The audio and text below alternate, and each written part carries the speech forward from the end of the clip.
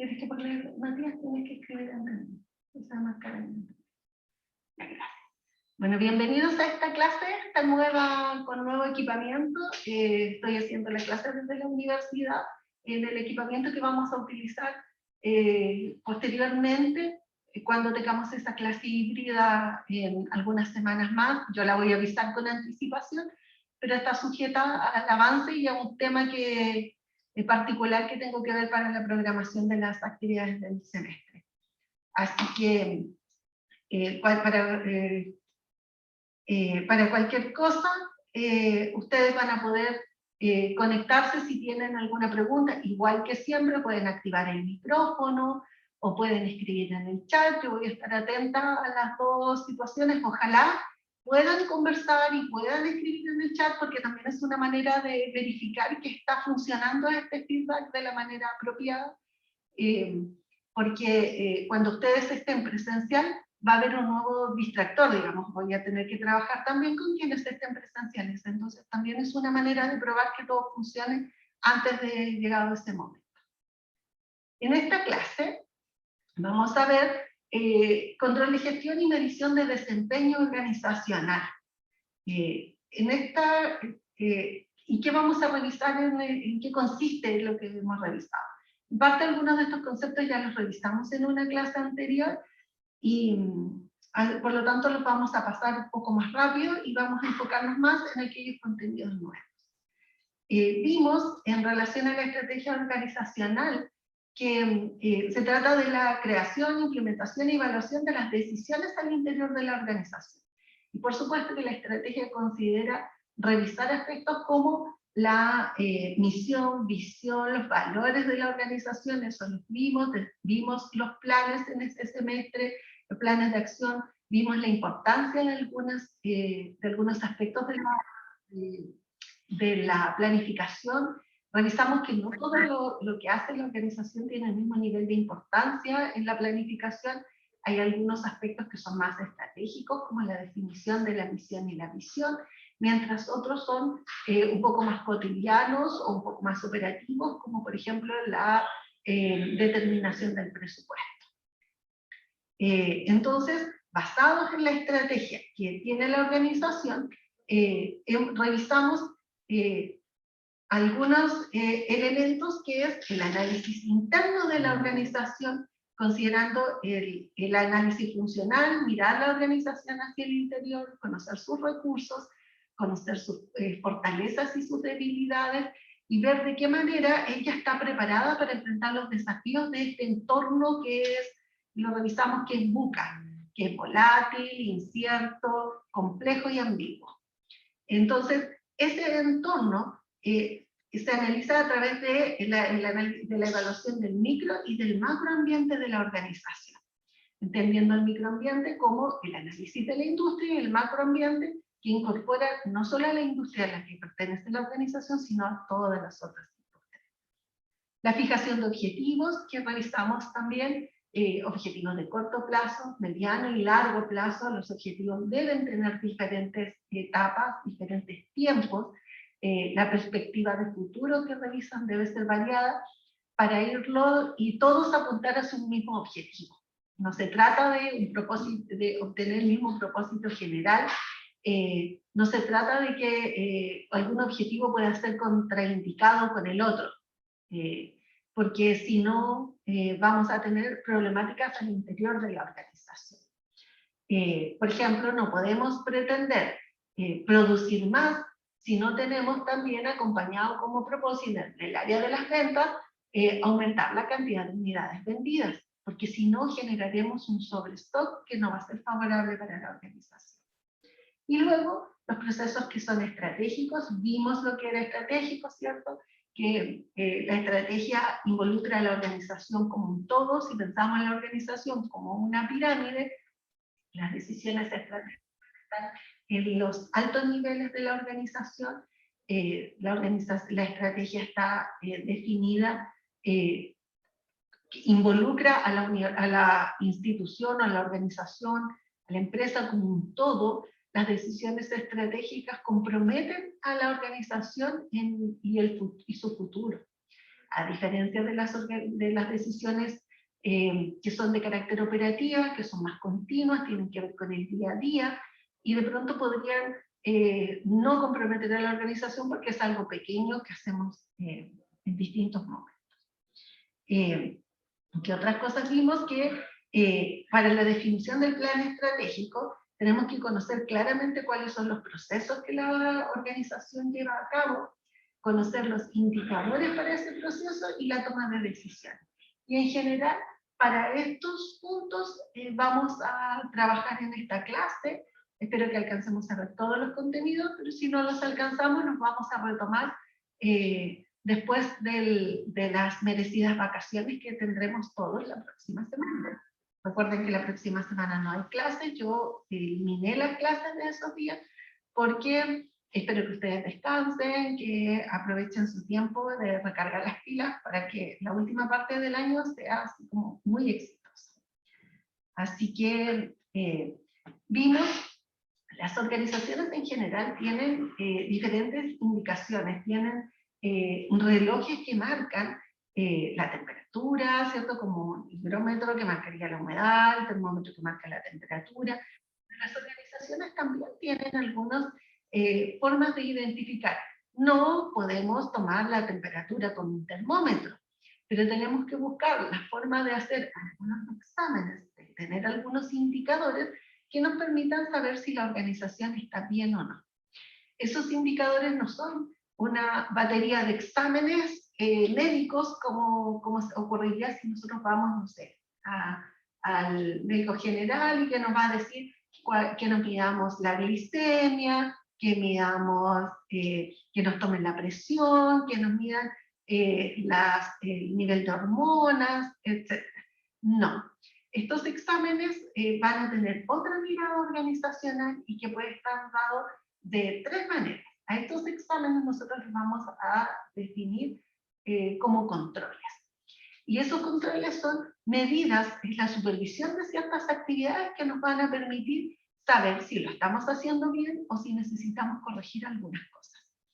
Esos controles pueden ser de distintas formas y nos permiten tomar decisiones cuando nos alejamos del objetivo para poder mejorar las acciones y retomar el camino correcto.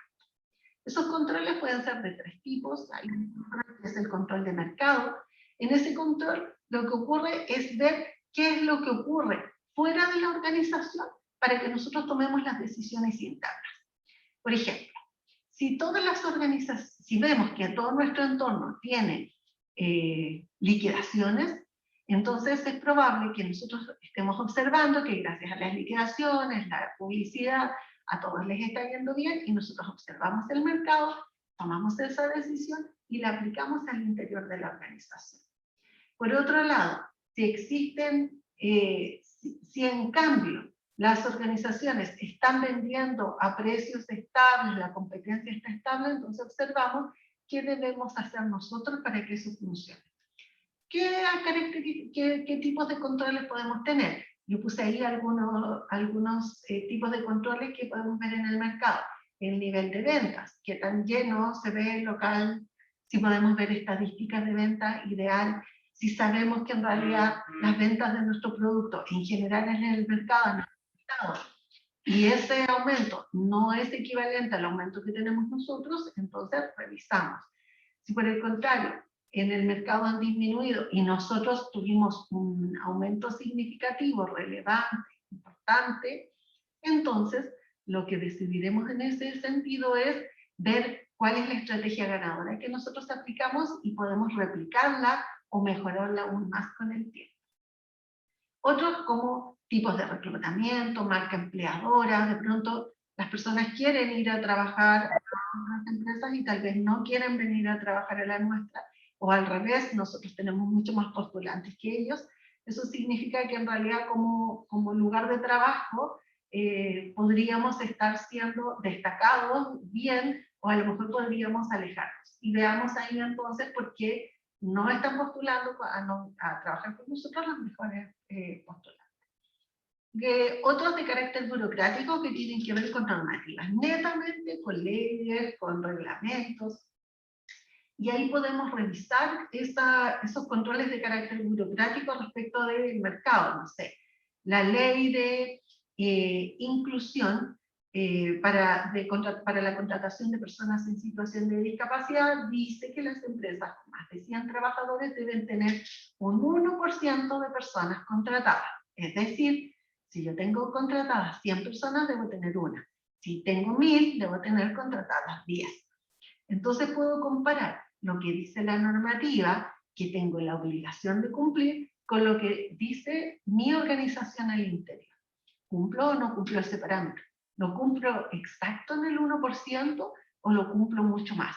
Porque en realidad, si yo espero que una organización inclusiva, destacarme en el mercado como inclusiva, entonces debo tomar las medidas apropiadas y no ir solo por cumplir un indicador exigido por Senadis y por la Dirección del Trabajo, sino que sea un indicador que verdaderamente esté incorporado a los valores de la organización y eso funcione bien. Otras cosas que podemos controlar, por ejemplo, otros aspectos normativos, como por ejemplo que los finiquitos deben estar registrados e inscritos en un plazo de 15 días.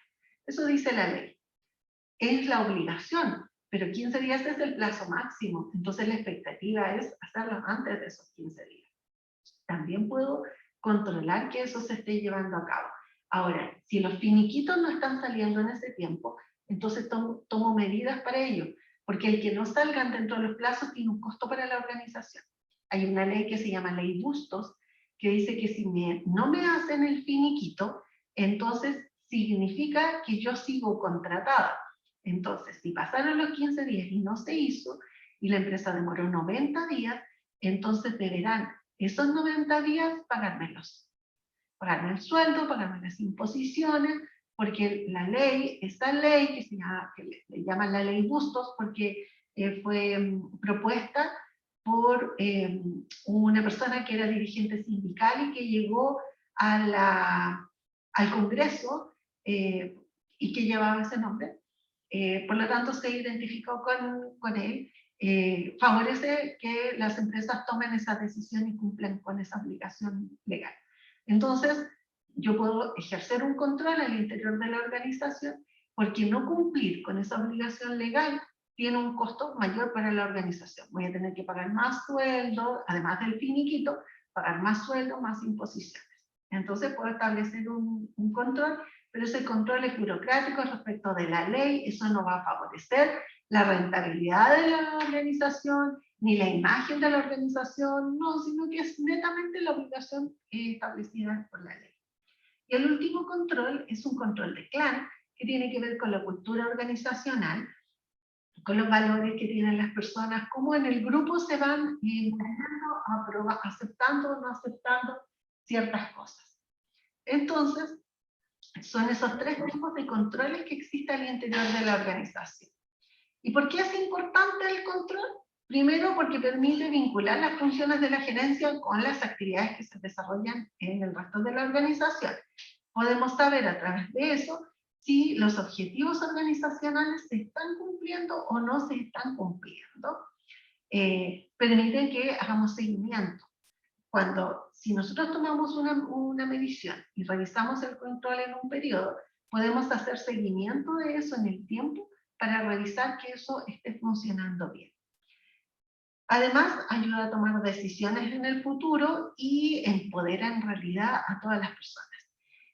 Una buena medida de control permite que la organización que vaya observando lo que ocurre, que a tiempo tome las decisiones que mejoren la productividad, el rendimiento, que la acerquen más al logro de los objetivos, pero también tiene un beneficio para quien supervisa directo el trabajo y también tiene un beneficio para el trabajador o la trabajadora en sí.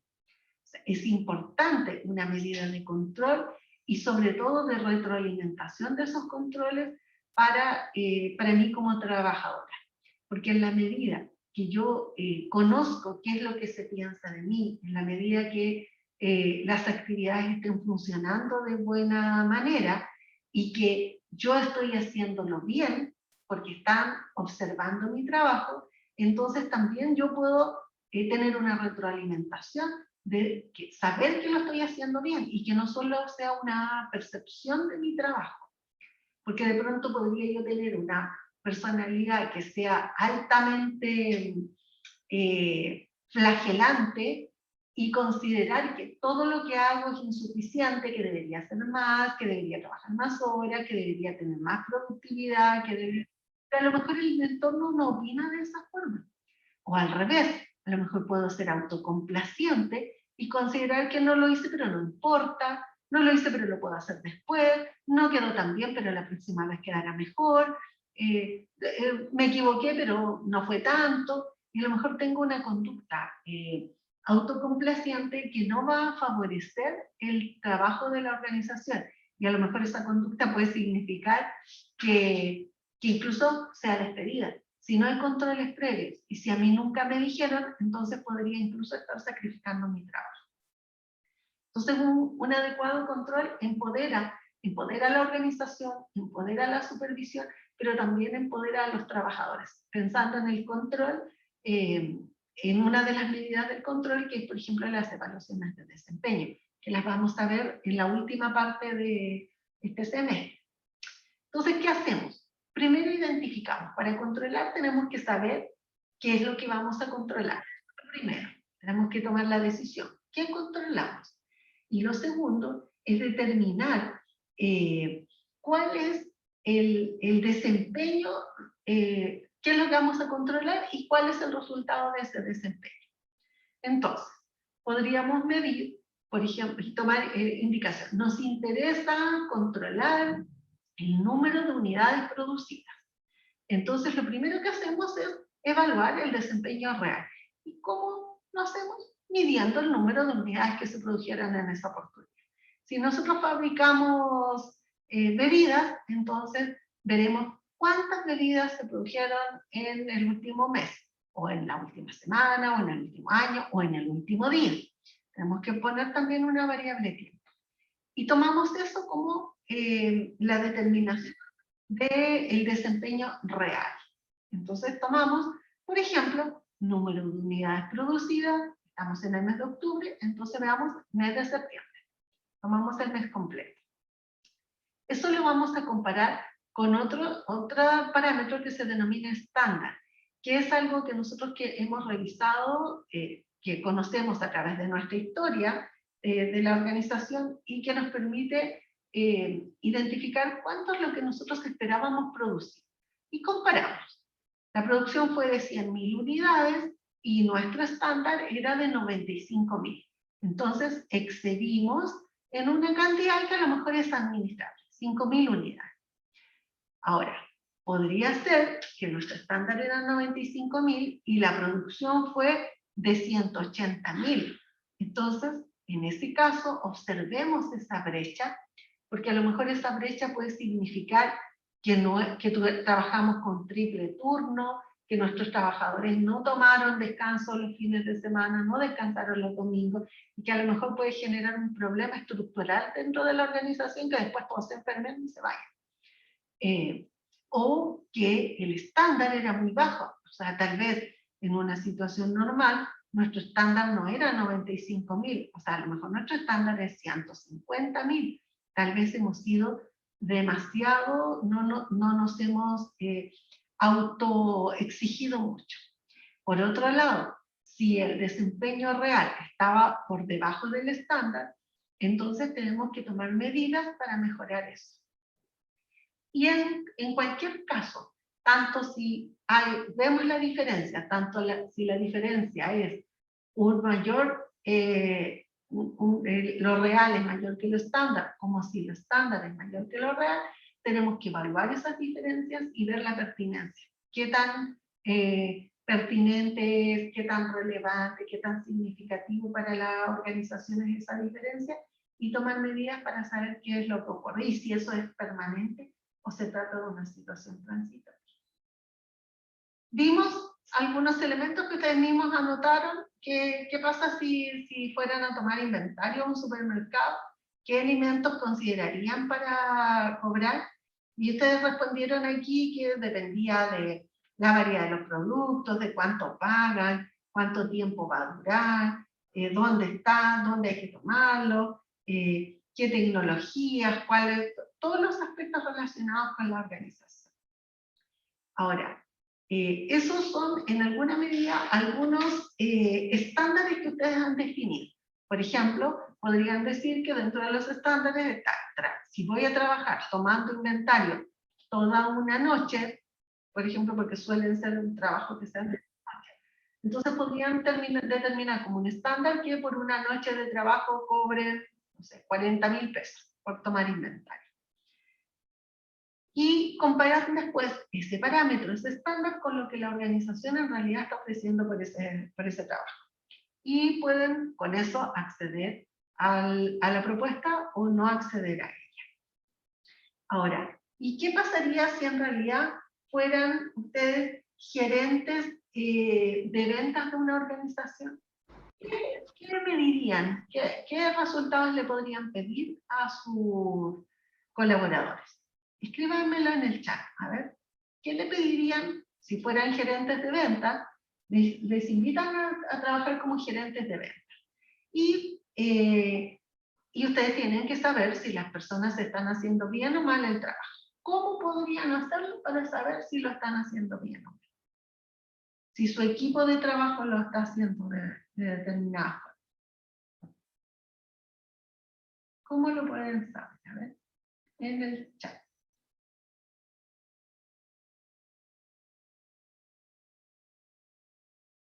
¿Qué le pedirían al equipo?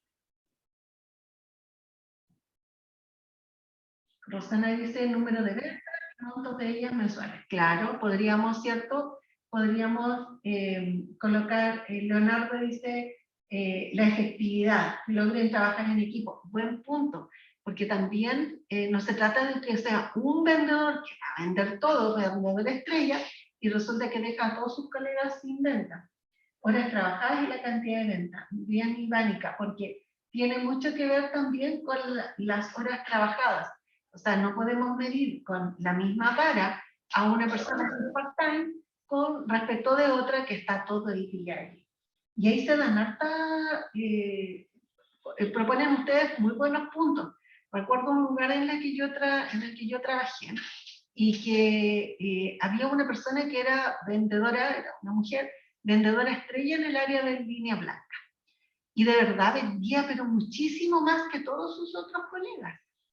Si tomábamos solo el indicador de las ventas, era espectacular. Ahora, cuando revisamos después otros indicadores, que como decía Leonardo, el trabajo en equipo que ella tenía, en verdad, a través de la observación uno podía ver cómo llegaba a esos niveles de venta. Primero era súper activa, valorable, muy valorable eso. El tema es que ella estaba trabajando con un cliente y aunque sus colegas estuvieran libres, si veía a alguien que solo se estaba acercando al departamento, dejaba al cliente que estaba atendiendo y iba en busca de él o de la persona que se estaba acercando antes que llegue y antes que sus otros colegas lleguen. Entonces a veces hasta corría con eso y por lo tanto atendía 3, 4, 5 personas al mismo tiempo sin dejar ninguna posibilidad a que las otras personas del departamento puedan alcanzar la venta.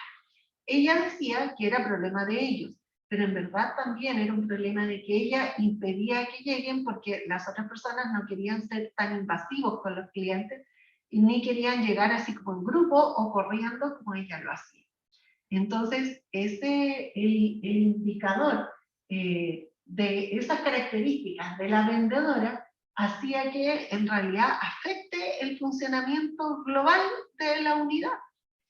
Y lo que ocurrió ahí es que a esa persona la pasaron a otro cargo, empezó a supervisar, empezó a hacer otras labores como un área más amplia, porque a través de la supervisión ella, esa proactividad ayudaba, pero se le ayudó también a que ella tenía que delegar en esa supervisión, aprovechando esas competencias favorables que ella tenía, se usaron eso en este nuevo cargo, pero también se le puso un equipo que pudiera aprender estas estrategias, porque obviamente el interés era generar la mayor cantidad de ventas.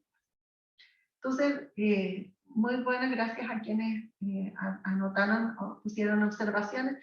Ahí hay algunos controles en materia de venta, controles que son, por ejemplo, la tabla de la clasificación de las ventas por canal. ¿Cuántas ventas estamos haciendo presenciales? ¿Cuántas estamos haciendo a través de nuestra publicación a distancia? A lo mejor estamos entregando nuestros productos a través de alguna de las plataformas. O sea, tal vez estamos vendiendo por Amazon o por otras de las plataformas de entrega. Entonces, ¿cuál está funcionando mejor? Y a lo mejor establecer distintos parámetros para una u otra plataforma. Otra, relación entre lo ganado y entre las ganancias y el porcentaje. O sea, ¿qué porcentaje hay de fabricación? ¿Cómo es la rentabilidad? Valor, a lo mejor ver el total del contrato y el valor anual. O sea, ¿cuántas estamos vendiendo en diferentes periodos, sobre todo cuando se trata de compromisos que son de largo plazo? O sea, sobre todo cuando hacemos contratos, no es lo mismo si una persona hace el contrato por un mes que si contrata nuestros servicios por un periodo de 5 años o de 3 años. O sea, buscamos contratos que sean más de largo plazo, porque eso reduce la rotación o la incertidumbre de que la persona abandone este contrato, aunque no lo garantiza del todo. Podemos revisar los ingresos por líneas de producto. Recordemos que si nosotros tuviéramos un supermercado, podríamos tener excelentes ventas en el global, pero tal vez lo que fortalece la venta global es los abarrotes y a lo mejor nadie está comprando en panadería o carnicería. Si es así, podemos tomar entonces decisiones al respecto y tomar diferentes estrategias. Colocamos el día de la carne o lanzamos una oferta o cambiamos de lugar la carnicería o generamos una disposición distinta dentro del local, etc. El ciclo de ventas promedio. ¿Cuántas veces vamos rotando los inventarios? ¿Cierto? ¿Cada cuánto tiempo llega un producto y se vende? Porque si nosotros tenemos abarrotes en nuestro supermercado, sabemos que las latas duran 4 años. Pero ¿cuánto tiempo las tenemos ahí? Si es un producto que se vende poco, entonces a lo mejor está ocupando mucho espacio en las góndolas y deberíamos tener un espacio más reducido. Ahora, si es importante en los abarrotes, imagínense cuán importante es en panadería o carnicería, que no pues ya.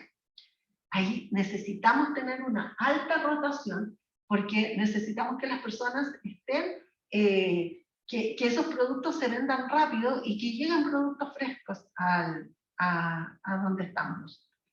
La tasa de abandono, cuántos vendedores se van, si se van es porque no están motivados. Tal vez si no están motivados, tal vez tiene que ver con el entorno, con el apoyo, con la cantidad de venta, con las comisiones que reciben, con el riesgo de la venta. Hay muchos elementos que revisar ahí. La tasa de crecimiento, cuánto estamos vendiendo y cuánto más podemos vender en el futuro. El logro de cuotas, les colocamos cuotas a nuestros vendedores, pero ¿los podrán cumplir? Por ejemplo, los bancos, el otro día me decían, le están poniendo cuotas de venta de seguros al guardia. Entonces, ¿qué posibilidades, qué difícil para el guardia contratado por el banco, qué difícil de estar vendiendo si en realidad su función no es esa. Su función es estar protegiendo. Pero se hace. La comparación entre las ventas mensuales reales versus las ventas pronosticadas. Esos son diferentes parámetros o mediciones que podemos hacer en relación a las ventas. Veamos también que en el caso de los controles, ¿cuándo ejercemos los controles? Los controles se pueden ejercer en distintos momentos. Los controles no son algo estable que funcione solo una vez y que luego nosotros los descartemos. El control se puede hacer anticipado, ¿cierto? A eso le denominamos alimentación anticipada. Se puede hacer en forma durante el proceso, a eso le denominamos concurrente, o lo podemos hacer después que el hecho, que la actividad se realizó, y en ese caso le denominamos retroalimentación. Entonces tendremos antes, durante o después. Alimentación anticipada, concurrente o retroalimentación. Ideal tener alimentación anticipada, porque si vamos a organizar una clase híbrida en sala, primero tenemos que tener información respecto de las características de esto. Entonces tenemos que probar antes de esa clase híbrida cómo me conecto, cómo funcionan los equipos, cómo escuchan los estudiantes que están en sala, cómo funciona la clase, cómo preparar esta clase. Eso es antes de esa clase híbrida, porque todavía estamos a tiempo de hacer todas las correcciones que sean pertinentes. Si no hacemos esta alimentación anticipada y solo la hacemos el día de la clase híbrida, podríamos tener dificultades técnicas y a lo mejor complicarnos y que la clase no funciona. Y en esa oportunidad, no solo yo habré venido, no solo Matías habrá venido a la clase, sino que ustedes también habrán venido desde sus lugares, a lo mejor alguno quien viene de Cunco tomó el bus, o tomaron la micro, o consiguieron, no sé, un auto para venir, o tomaron un Uber, un InDriver, no sé, la forma que ustedes tengan de movilización, o vinieron en bici, pero se movilizaron y si estamos aquí y no funciona, eso menos disminuye las posibilidades de reacción. Ahora, funcione o no funcione, igual es bueno hacer un análisis después, porque y a eso se le denomina retroalimentación. A través de la retroalimentación nosotros podemos ver si la actividad funcionó bien, si en realidad funcionó de la manera como nosotros la teníamos programada, funcionó mejor o funcionó peor. Y en cualquiera de los casos va a ser un aprendizaje. Una actividad que aunque tenga una retroalimentación que no fue favorable, o sea, un resultado que no es favorable, igual nos permite aprender. Lo vimos en la planificación. Una planificación que no conduce al resultado esperado, también es una planificación que es válida porque nos permite saber cómo no equivocarnos la próxima vez. Hay características de cada uno. Es bueno hacer la alimentación anticipada porque nos permite evitar los problemas que se puedan dar en el momento del evento. Imagínenlo para la clase virtual, pero piénsenlo también cuando hacen un asado, cuando van a organizar una celebración, cuando organizan un partido de fútbol. Tienen que saber si van a llegar todos los jugadores, porque si no llegan los jugadores, hay el partido. Concurrente. Supervisión directa, en el momento que la actividad se está desarrollando, en que vamos teniendo feedback. O sea, al inicio de esta clase, a quienes llegaron unos minutos antes, yo les fui preguntando si me escuchaban, les pedí que escriban en el chat. O sea, fuimos viendo a medida que se va desarrollando la actividad para ir teniendo este feedback, pero concurrente. Ir en el mismo momento recibiendo las observaciones. Y a eso se le denomina también una administración caminando. Es como en el camino vamos arreglando la carga, porque vamos observando y mientras vamos observando vamos tomando las medidas que correspondan para mejorar. En una cena estaremos viendo qué mesas ya terminaron de cenar para que los garzones retiren los platos, qué mesas no se han servido para que apuren allá la atención, o ver los tiempos para que haya coordinación y todos estén sirviéndose su postre, las copas estén para el brindis. Entonces, todo eso se hace concurrente mientras el evento ocurre.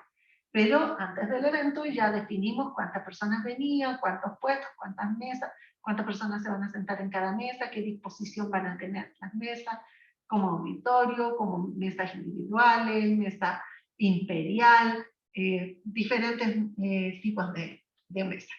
Y después la retroalimentación, que es como la más conocida, ¿cierto?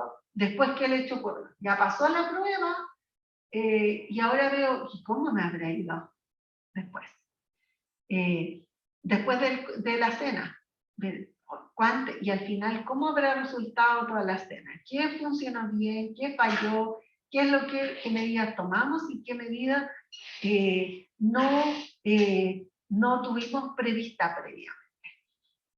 Entonces, permite medir si la planificación funcionó y en realidad la motivación, esta retroalimentación también puede ser motivante. Nos desafía a que la próxima vez nosotros podamos mejorar aquellas cosas que nos salieron bien. Y en realidad también nos motiva saber que pudimos prever algunos aspectos que podrían ser necesarios. En esta clase híbrida, la retroalimentación es la que nos va a permitir conocer y ver qué aspectos de esta clase vamos a mejorar para cuando tengamos la clase híbrida aquí en Terreno. Aunque esto es de manera anticipada, vamos a tener una retroalimentación. Tipos de controles, bueno, hay controles financieros que los van a ver y ya los han visto seguramente en contabilidad. En contabilidad trabajaron el semestre pasado, parece, con el profesor Claudio Paredes, vieron algunos indicadores respecto de las razones, y ahí podemos ver liquidez, endeudamiento, hay diferentes indicadores que permiten que comparemos la organización actual con la organización que éramos con un balance anterior, 1 año, 5 años, así. Podemos también controlar los presupuestos, la eficiencia del gasto. En esta fecha uno ya empieza a oír en las noticias de que determinado ministerio no usó el presupuesto, que la municipalidad devolvió fondos al gobierno central por no haber ejecutado los proyectos. Entonces hay algunos servicios públicos que rápidamente empiezan a lanzar muchas licitaciones para alcanzar a usar el presupuesto dentro del año que corresponde. Porque si no lo ocupan, tienen que restituirlos hacia el gobierno central. Entonces, en un servicio público como encargado financiero, es muy relevante estar al tanto de cómo han evolucionado los presupuestos durante un año para poder usarlos a tiempo y alcanzar a ocuparlos sin tener que devolver. Esos controles no podemos tenerlos después, no puede ser una retroalimentación, que ahí no podemos hacer nada. Tenemos que tener un control anticipado, porque la licitación se tiene que hacer mucho antes. O sea, tenemos que pensar qué es lo que vamos a hacer, tenemos que ver los detalles, ver los aspectos técnicos de lo que haremos, redactar las bases, publicar esa licitación, recibir las ofertas, asignar al proveedor ganador de la licitación y luego formalizar esa entrega. Luego la persona va a empezar a trabajar y ahí recién vamos a empezar nosotros con los desembolsos que afectan al presupuesto. Entonces son altos elementos y todo eso exige una anticipación muy importante. Los cuadros de mando. Indicaciones estratégicas, vamos a ver ahora un cuadro de mando, indicaciones estratégicas que nos permiten revisar la información. Porque la información tiene que ser, yo les dije, la información tiene que ser seco, tiene que ser suficiente, económica, completa y oportuna. Seco. Y también podemos, como estrategias para el control, podemos también hacer benchmarking. ¿Y en qué consiste eso? En identificar patrones de referencia, observar qué es lo que otras empresas están haciendo y nosotros tomar esos modelos y replicarlos. Ahora, esa observación puede ser externa, viendo a otras organizaciones que tienen buenas prácticas. Hay muchas instituciones que consideran estas buenas prácticas e incluso las premian. Hay una que es Workplace to Work, que ve, por ejemplo, las prácticas de recursos humanos. Entonces las empresas postulan a ser evaluadas y participan como una especie de concurso organizacional, junto a otras. Y lo que se hace es revisar, de hecho pagan por eso, y comparan e identifican las mejores prácticas. Y esas mejores prácticas, además de premiarlas y destacar a la organización, entonces, además de destacarla y aparecer en la prensa como la mejor empresa en determinado tema, también les permite identificar qué es lo que están haciendo otras y tomarlo como un modelo a seguir. Así que es un buen referente y está absolutamente esperable. De hecho, hay redes de empresas de ciertos tipos y que se van compartiendo distintas prácticas para mejorar el resultado.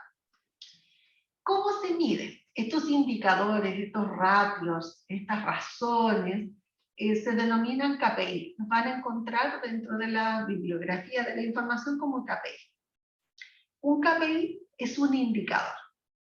Y este indicador puede medir la causa, por qué ocurrió, o el resultado en sí. El resultado es el final. ¿Qué es lo que pasó al final? El resultado. Y los indicadores de causa es por qué. Entonces, vemos el resultado, nivel de venta. Y vemos por qué tenemos ese nivel de venta. Y analizamos en un indicador la causa. ¿Qué tienen que tener esos indicadores?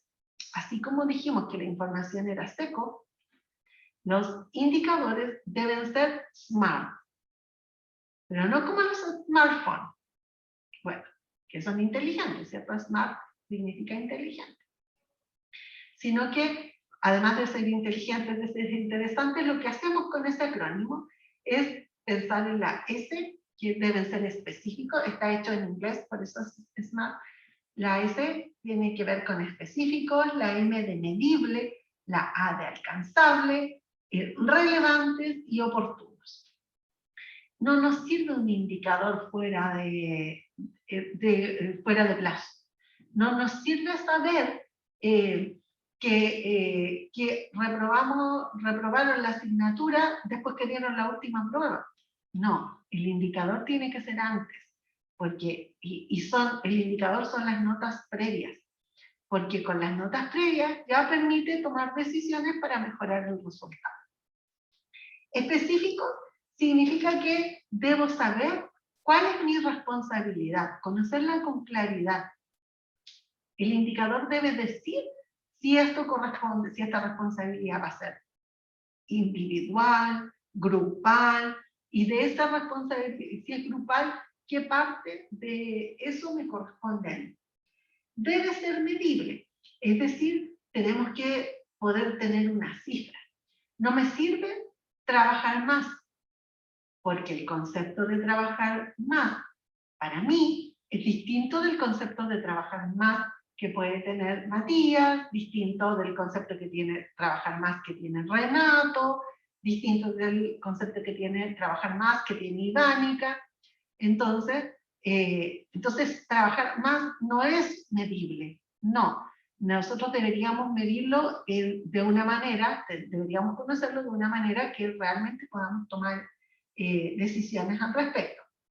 Alcanzables. No nos pueden pedir trabajar, estudien administración, yo no les puedo pedir, estudien administración de empresas, 44, 20 horas diarias. Porque en realidad eso no es alcanzable. A lo mejor van a estudiar 20 horas si es que la prueba es mañana, no estudiaron nada y no asistieron a clases, tuvieron que ver los videos y además los tuvieron que poner en velocidad 1.7 o 2.0 para poder entenderlo y el video pasar a rapidito, pero en realidad no van a aprender. Eso, entonces si yo les exijo que para aprobar el ramo tienen que estudiar 20 horas diarias, ustedes van a decir, no, pesco, no, o sea, no. O sea, no voy a estar estudiando 20 horas diarias administración durmiendo solo 4 horas por el ramo de administración y a qué hora estudio cálculo, a qué hora estudio contabilidad, a qué hora estudio los otros ramos. Entonces deja de ser alcanzable. Y cuando no es alcanzable tendemos a soltarlo. No, entonces nada, no voy a dedicar mejor a las otras cosas, porque esto es difícil de alcanzar. Pertinente, tiene que ser adecuado, o sea, exigible para la persona que corresponde. No puedo exigirle respecto de otras personas. O sea, no es responsabilidad de ustedes que la cámara o el audio funcione. O sea, si el audio no funciona, entonces todo el curso tiene un mono. Sería absurdo. No es pertinente, no podría yo a ustedes ponerles mala nota porque a lo mejor la cámara remota no se vea bien o no se escuche bien. No es relevante para ustedes. La nota de ustedes tiene que ser acorde con lo que ustedes pueden hacer y no respecto de lo que a otros les corresponda hacer. Y tienen que ser oportunos. Debemos conocer el dato en el momento en que necesitamos la información y no después. Después ya no sirve. Tiene que ser en el momento en que podamos tomar la decisión. Si ocurrió más tarde, ya no pudimos solucionarlo, ya lo único que quedamos es con las consecuencias negativas. Entonces, los indicadores deben cumplir estas características. Deben ser SMART. Y deben ser suficientes, fáciles de entender. Imagínense que les pasaran así como esa cantidad de mapas para poder llegar de un lugar al otro. Probablemente estaríamos todos perdidos, sería muy difícil que nos pasen mapas distintos, con distintos formatos, con distintas calles, de distintos momentos, y fotografías. Y al final no vamos a llegar a ninguna parte, porque nos vamos a complicar con eso. Entonces, deben ser suficientes, fáciles de comprender, relevantes, pertinentes, las características que requerimos para el logro de los objetivos. Un exceso no nos va a ayudar. En cambio, un exceso sí nos puede confundir, nos puede dificultar las cosas. Y aquí vamos a la otra parte, que es el Balance Scorecard, que lo mencionamos en el inicio. Un Balance Scorecard lo que hace, consta de una tabla y de una gráfica, ¿ya? Tiene los dos elementos. Lo que se hace es trabajar con la misión y la visión de la organización. Permite orientar un sistema de administración de la organización. Entonces, con la información, con el despliegue del Balance Scorecard, las organizaciones pueden tomar decisiones, pueden a través de eso es generar sus propios indicadores, revisarlos y generarlos. Aborda distintas áreas. No se trata solo de tener rentabilidad. El Balance Scorecard también nos enseña otras perspectivas. También la perspectiva de aprendizaje, además de la financiera, la perspectiva de aprendizaje, la de clientes, la de proceso. Otorga una mirada global. Y de hecho, el Balance Scorecard no está hecho solo por la alta gerencia. Normalmente, para el despliegue de esta herramienta, trabajan equipos multidisciplinarios donde el gerente es una parte más, donde el directorio de la compañía es una parte más, pero no son ellos los que hacen todo el despliegue del Balance Scorecard, sino que en realidad es una herramienta donde diferentes personas exponen sus puntos de vista para el logro de ese objetivo. Cuando pensamos en un Balance Scorecard, entonces tenemos que evaluar las 4 perspectivas que tiene este análisis. Ya les mencionaba la perspectiva financiera, que es probablemente la primera en la cual una empresa va a pensar, pero también una organización que no persigue fines de lucro piensa en lo financiero. Lo que ocurre es que lo financiero para la que no persigue fines de lucro no es la rentabilidad, que sí ocurriría para una empresa que tiene un dueño y que el dueño tiene una expectativa de recibir ingresos a partir de ella. Sino que además de esa perspectiva financiera está la perspectiva de los clientes, por qué nos compran o por qué nos elige, qué hace que nos compren de nuevo, por qué seguimos, tomamos la innovación y el aprendizaje, qué tenemos que cambiar, qué tenemos que aprender, qué tenemos que cambiar al interior de la organización, y la perspectiva de los procesos, cuál es el flujo, cómo se movilizan, qué tan escritos y documentados están estos procesos, y eso va generando una influencia, cada una de estas perspectivas tiene una influencia en la otra. ¿Y cómo se hace? Vamos viendo a través de las mismas misiones de las organizaciones, se van desplegando algunas características que nos permiten identificar esas distintas perspectivas. Cuando hablamos de rentabilidad, cuando hablamos de equilibrio, cuando hablamos de sustentabilidad, estamos hablando de la perspectiva financiera. Cuando hablamos de qué servicios vendemos, qué productos vendemos, estamos pensando en la perspectiva de los clientes. Cuando pensamos en los procesos es cómo hacemos para vender. Y respecto del aprendizaje, cómo mejoramos, cuál es la mejora continua que hacemos.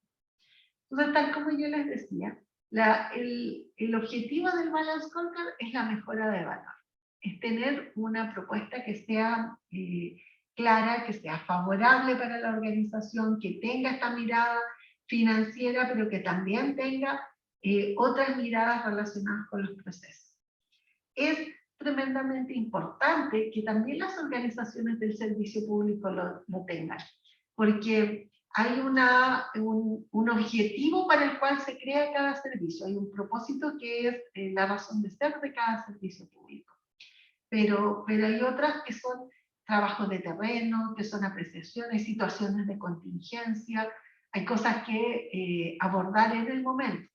La municipalidad no solo administra los consultorios y las escuelas, que son las áreas más fuertes dentro de las municipalidades, el área de salud, el área de educación, sino que también tiene una estructura muy sólida frente a otras, como seguridad, frente a control de publicidad, algunos hechos de acompañamiento de los vecinos en casos de siniestros, en casos de accidentes, aseo de las calles, o sea, hay un montón de hermoseamiento, hay un montón de otras áreas que si no son previstas desde antes, no van a existir. Y hay algunas para las cuales hay que estar preparados, que son situaciones de contingencia. Un incendio, por ejemplo. La municipalidad rápidamente llega con cajas de mercadería, con, no sé, una media agua, colchones, lo que las personas necesiten para eso. Entonces, no solo aquello que en forma directa por ley se haya hecho, sino que también tienen una capacidad de autonomía. Escuchaba precisamente al director de carrera, Marco Antonio Vázquez, que decía que la municipalidad de Temuco había reconocido el Mapuzungún como lenguaje en Temuco. Entonces, también eso es un elemento que toma una decisión del alcalde de Temuco, y por lo tanto hay toda una perspectiva para ese análisis. Y no es solo la decisión, sino que el reconocimiento de la lengua va a significar tomar diferentes medidas dentro de la municipalidad acorde con esa decisión estratégica que se tomó. Entonces seguramente encontraremos más información al respecto, a lo mejor algunos cursos, y podremos aprender algo más quienes algo sabemos, o iniciarse quienes no saben nada. Esto es un balance scorecard, y es como enredado cuando uno lo mira gráficamente, porque un balance scorecard considera esta perspectiva gráfica que ven en un lado, y ven también la otra parte, que son los indicadores. Si uno ve todo al mismo tiempo, sí es confuso y es un poco enredado. ¿Cómo vamos a entender todas estas líneas, todas estas flechitas? Pero resulta mucho más simple si lo vamos viendo por fases, por etapas. Por ejemplo, aquí estamos viendo dentro de la perspectiva de clientes este balance scorecard de Canal 13, que yo, me parece que yo ya se los había mostrado antes. Por ejemplo, dentro de esa perspectiva está el contenido local y en vivo. Entonces, ¿cuál es el objetivo estratégico? Tener contenido local y en vivo. ¿Y cómo podemos medir eso? Por ejemplo, como si nos están pidiendo que tenemos contenido local y en vivo, podemos colocar como indicador el porcentaje de contenido en vivo. Entonces, ahora aumentaremos el tiempo, porque si nos han puesto un indicador que antes el contenido en vivo era de un 20% y nos están pidiendo que ahora sea un 25%, entonces vamos a tener las noticias que va a transmitir la periodista desde el lugar de los hechos, tendremos los matinales transmitiendo desde los lugares, tendremos a lo mejor información de extras en cualquier momento en la programación. Entonces si hay un accidente, el periodista en terreno informa al respecto. Entonces tendremos algún tipo de información de manera de que las personas tengan más contenido en vivo y esa mayor cantidad de contenido sea favorable y mejore este indicador. Entonces, si a ustedes los nombran como encargados de programación, entonces miran este indicador y ven que en la programación deben mejorar el indicador de contenido en vivo. Y ven, ¿cuánto había antes? 20. ¿Cuánto hay ahora? 20. Piden que se haga ahora 25. Entonces, como sé que esa es una medida, las acciones que voy a trabajar con el equipo van en función del cumplimiento de esa decisión. No son así arbitrarias, sino que van en relación a ese cumplimiento. Y eso permite aclarar muchos conceptos. Veamos otro. Generar un buen ambiente de trabajo. Ese sería el objetivo estratégico. Ahora, ¿cómo podemos medir eso? A través de encuestas de satisfacción.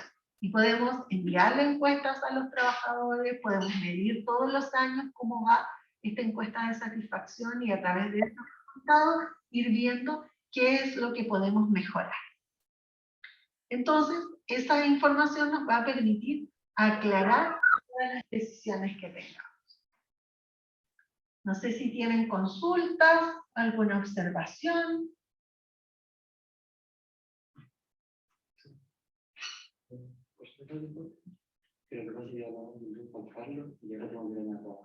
Ya, sí. No necesito, espérame un poco, por favor. No necesito, no te preocupes, María. Sí, te agradezco tu ayuda porque autónomamente. Sí, no, dale nomás, no te preocupes.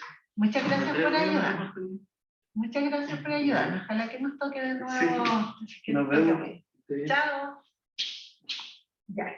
Les agradezco porque Matías, que nos estaba ayudando, tenía que ir a su trabajo. No lo sabía, así que al fin solos. No, Matías salió, así que se fue a su trabajo. No sé si hay consultas.